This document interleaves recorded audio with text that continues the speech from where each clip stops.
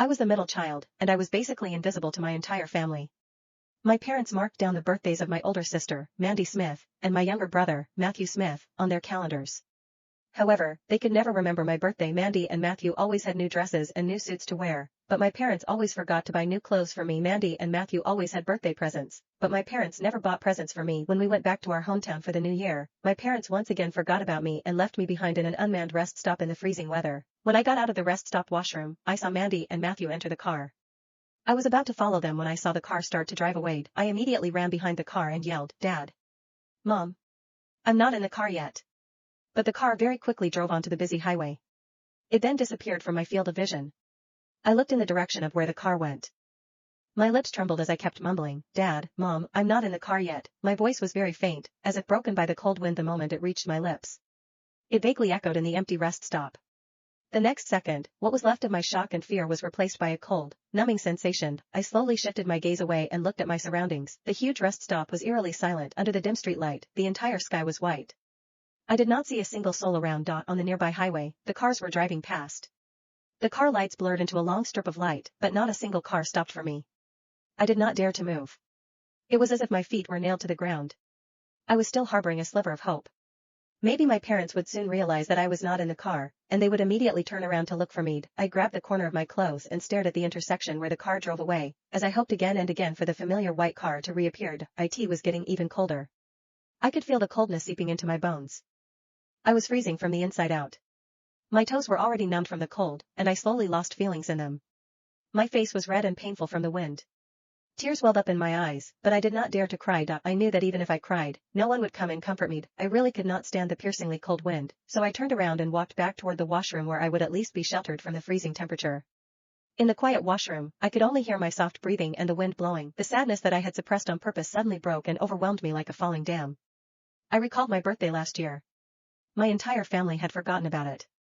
My mother only remembered my birthday 3 days later when she looked at the calendar and quickly made a bowl of pasta with some cheese on top. "This is to make up for your birthday.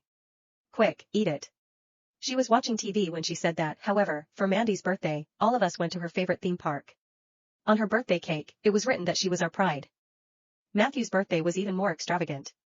My parents invited the entire kindergarten class, and he received a lot of presents. Ever since she was a kid, Mandy was praised for being mature, and Matthew was doted on as a goofball. What about me? Myra is a good kid. She doesn't make a fuss. That was my label. My presence was like a faint design on a wallpaper. I existed, but no one cared about me. I did not know how long I was in the washroom. I slowly felt the warmth leaving my body.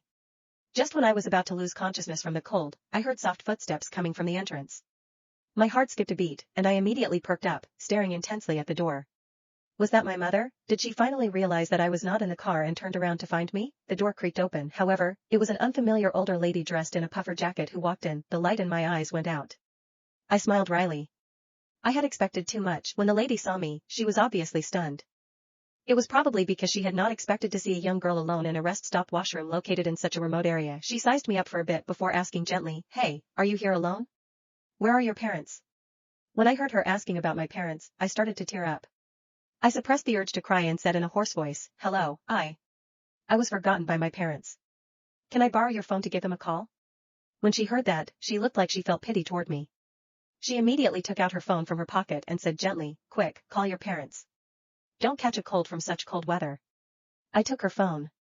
My fingers were numbed from the cold, so I accidentally pressed the wrong number a few times until I finally managed to type in the right one. I took a deep breath and pressed the dial button. While I waited and listened to the ringing tone for the call to get through, I was extremely nervous and hopeful. However, no one answered the call.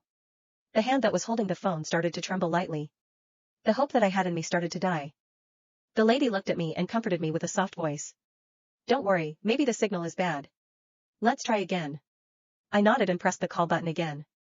I pressed the phone tightly against my ear. I prayed that I would be able to hear my parents' voices this time. It was an excruciatingly long waiting time. My breathing hitched with every beep I heard. At the 7th, the call finally got through. I heard my mother's blurred voice amid the wind and the car music. "Hello?" I instantly felt relieved and teared up some more. My grief and fear formed a lump in my throat, and I tried my best to speak softly with my hoarse voice. "Mom. I didn't get back in the car. You left me at the rest stop." I had just said that when my mother refuted, sounding firm and impatient. "Impossible." Before we left, I asked if everyone was in the car. Mandy and Matthew both said yes. How could you have been left behind?